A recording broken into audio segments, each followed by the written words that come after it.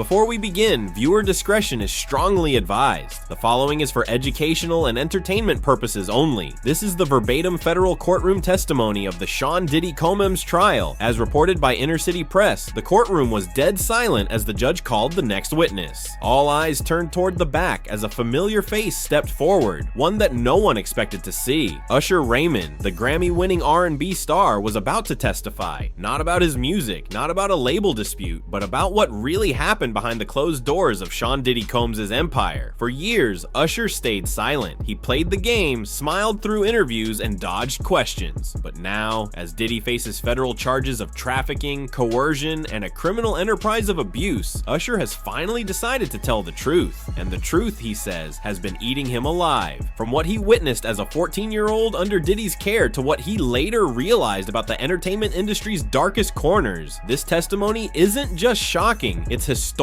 and it could change everything. Usher began by recounting the day his mother told him he was going to live with Diddy in New York. At the time, he was just 14 years old, fresh off his debut album and eager to rise in the ranks of the music industry. L. Reid had arranged the mentorship with the belief that being around Diddy would fast-track Usher's success. What none of them expected was the kind of world Usher would be walking into.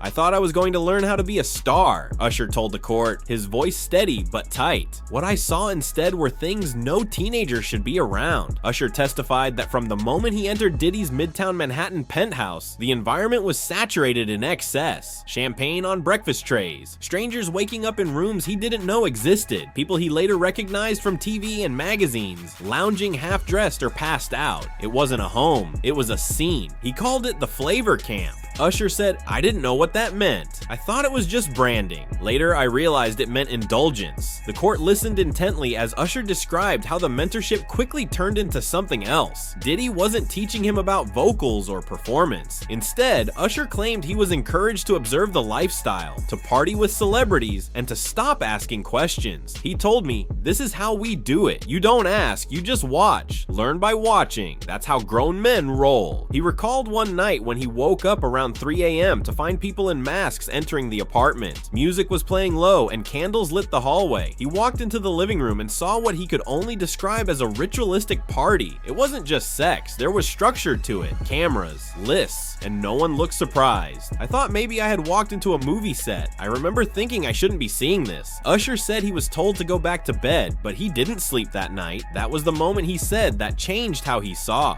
Diddy forever. The next part of Usher's testimony centered around the warnings he never received. Not from his record label, not from his mother, not from industry insiders who all knew what Diddy's world really looked like. People thought Diddy was eccentric. Usher explained. They didn't realize he had power over people in a way that was quiet but absolute. If he didn't like you, your career stalled. If he liked you, your silence was part of the deal. Usher told the jury that there were others like him, young artists brought into the fold, promised a fast track to fame, but slowly pulled into Diddy's orbit in ways they couldn't understand at the time. He named no names yet, but hinted that more would come forward. "There were people around us who saw assistants, drivers, and other musicians. Everybody acted like it was normal, but deep down, they knew the adults failed us." One particularly disturbing moment in his testimony came when he described a private trip to the Caribbean that Diddy took him on when he was 15. It was supposed to be a retreat, just me, him, and a couple of others. The place was isolated, no press, no cameras, and that's where I realized I wasn't there to learn anything about music. He paused. "I won't go into everything, but what I will say is that I wasn't given a choice about the environment I was placed in, and it took me years to understand the manipulation." The courtroom was silent. Usher said that after the trip, his relationship with Diddy changed. The mogul became more controlling. There were always new people around, always more parties, always more rules. And every time Usher pushed back, even slightly, he was reminded who made his career. He told me, "You don't bite the hand that feeds you. Remember who gave you this life." Usher ended the segment by looking directly at Diddy. "You didn't give me this life. You gave me nightmares." Usher's third portion of testimony was perhaps the most stunning. He described being presented with a contract at the age of 16 that included a confidentiality clause. Though it was under the guise of a standard non-disclosure agreement to protect Bad Boy Records' internal dealings, Usher claimed it included specific language about private events and discrepancies. discretion. At the time, I didn't even know what half the words meant. Usher told the court, my mother had to co-sign, and the label's lawyers said it was standard, but now looking back, I know what it was. A contract to keep me quiet. He said he signed it because he trusted them. That signature bought my silence for years. I wasn't allowed to speak about parties, guests, or behaviors. I was told it would ruin the brand, but what about what it did to me? Usher said that clause was invoked years later when he attempted to speak out about some of the things he had seen. In 2009, I was working on an interview with a major publication. The questions started getting personal. Suddenly, I got a call from Bad Boy's old legal team. They reminded me of my NDA. They said, "We hope you're not trying to jeopardize your reputation." He said he never went through with the interview, but it wasn't just lawyers. Usher claimed he received veiled threats from people still tied to Diddy's empire, people he hadn't spoken to in years. You think you're done with that world, but it's never done with you. And if you step out of line, there are consequences, not just to your career, but to your safety. The courtroom sat frozen as Usher pulled out a copy of the NDA. The judge allowed it as evidence. It included language about audiovisual documentation and unauthorized reproduction. Phrases that now took on a sinister tone in the light of Diddy's alleged freak-off video library. Usher's voice cracked slightly. That document made me feel like I was crazy for years, like everything I saw, everything I felt wasn't real because I wasn't allowed to say it out loud. Usher's voice wavered as he described a lesser-known moment from 1996 when he was just 17 years old and Diddy took him to an exclusive mansion party in Atlanta. It was a pivotal moment that would reshape how he viewed the man he once saw as a mentor. According to Usher, Diddy was in full party host mode with a house filled with celebrities, models, and mysterious men who didn't seem connected to the music industry at all. Usher said he wasn't expecting what he saw next. The house was lavish, marble floors, security at every door, a DJ spinning until sunrise. But what stood out wasn't the luxury, it was the secret room. Usher told the courtroom he remembered Diddy whispering to one of the security guards who opened a locked door at the back of the mansion. "You're not ready for that yet," Diddy said to him with a grin.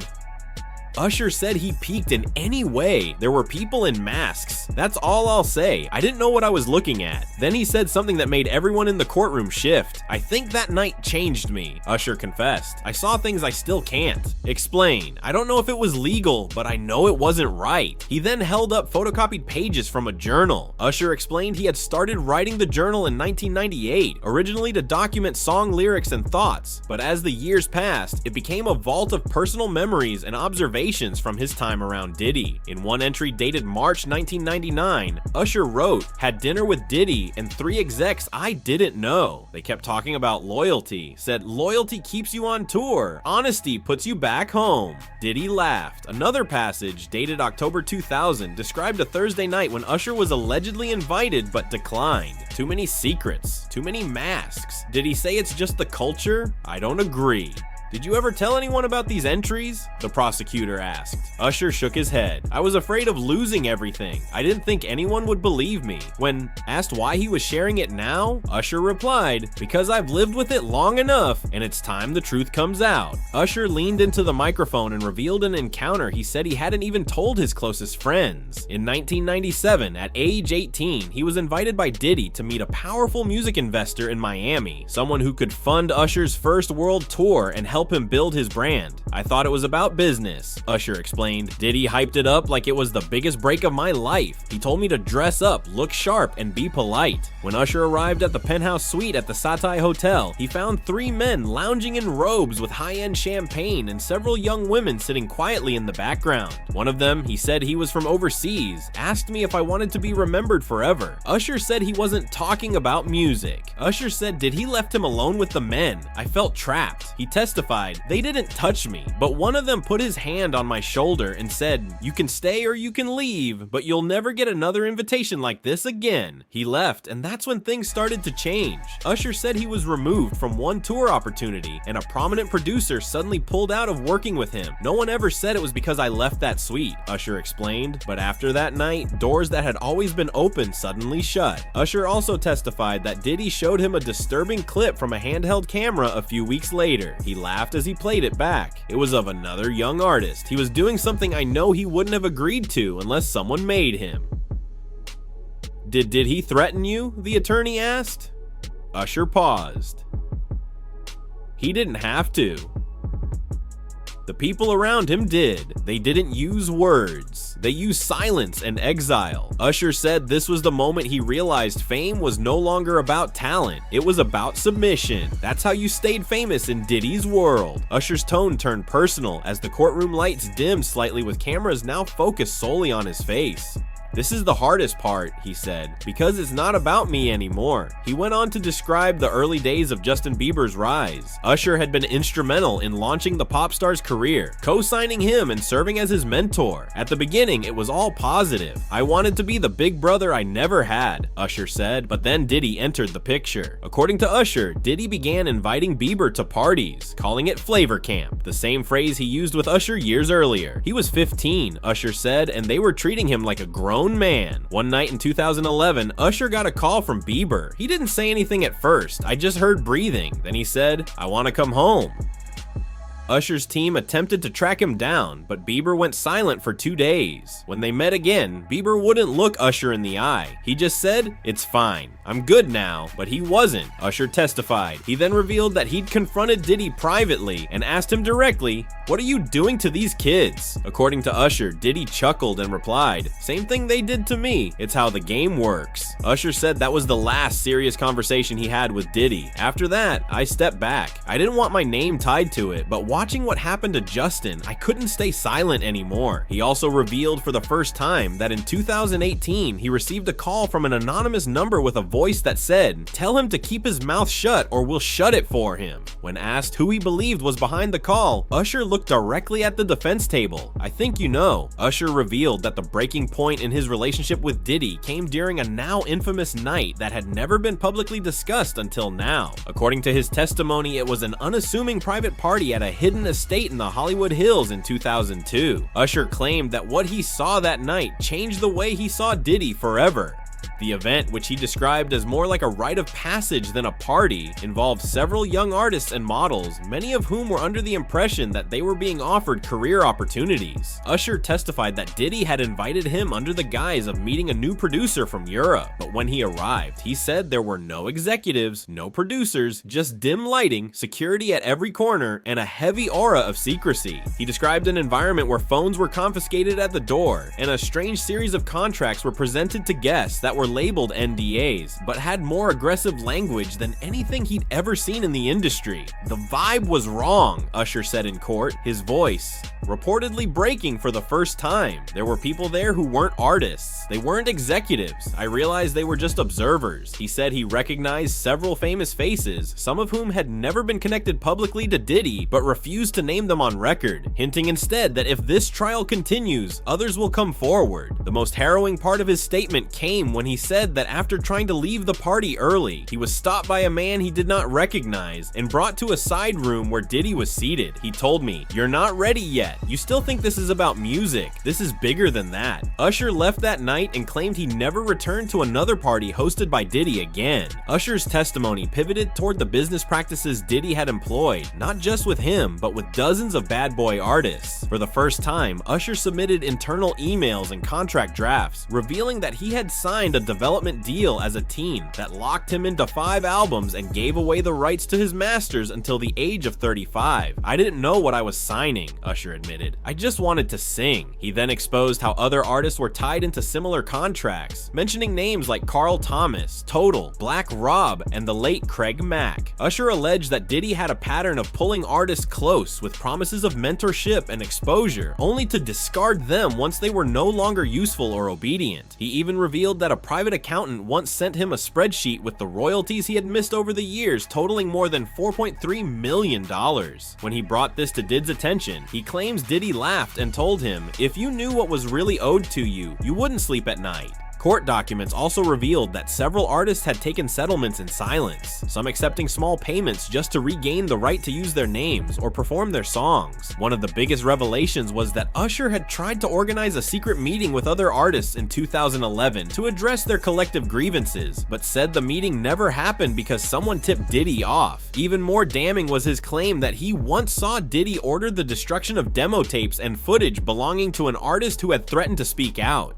That artist, Usher said, has since vanished from public life. I don't know where he is. Nobody does. But I remember his voice, and I remember that he was scared. This statement silenced the courtroom. In the final part of his testimony, Usher broke down when asked why he never came forward earlier. His response was both haunting and heartbreaking. Because I thought I owed him. I thought if I stayed silent, I could move on and still be grateful. But you can't be grateful for a lie.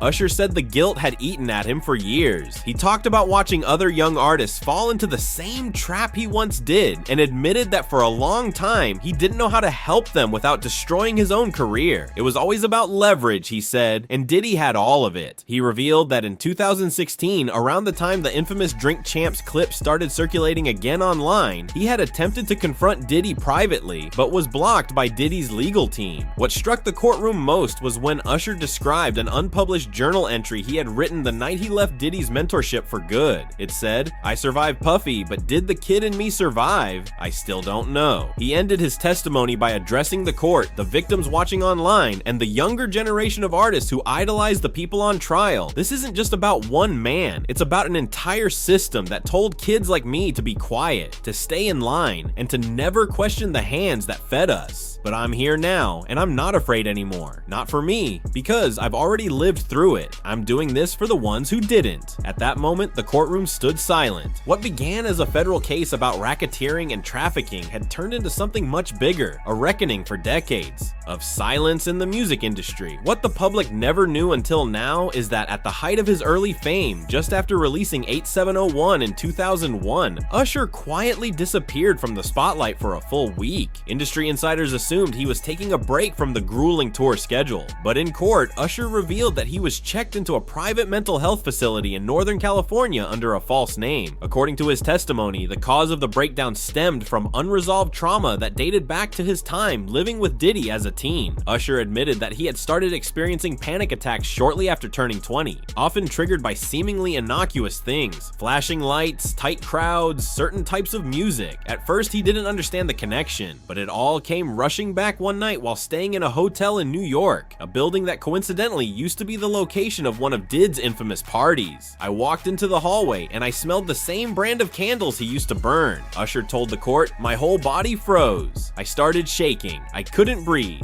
That night, his team rushed him to the clinic where he stayed under observation for 5 days. What he shared with the in-house psychiatrist, he told the jury, is something he had never revealed publicly before. "I told him I saw things no kid should see. I lived in a world where power meant silence and survival meant smiling through it. That house wasn't just a crash pad. It was a place where dreams were sold, but your soul was the price." Usher testified that the psychiatrist diagnosed him with PTSD, a revelation that stunned both the courtroom and his fans watching from outside. He said it took nearly 2 years of therapy before he could sleep through the night without recurring nightmares. Though Usher never named others who may have gone through the same thing, he hinted that several other young artists who had similar relationships with Diddy had also disappeared or suffered emotional breakdowns, but were too afraid to speak.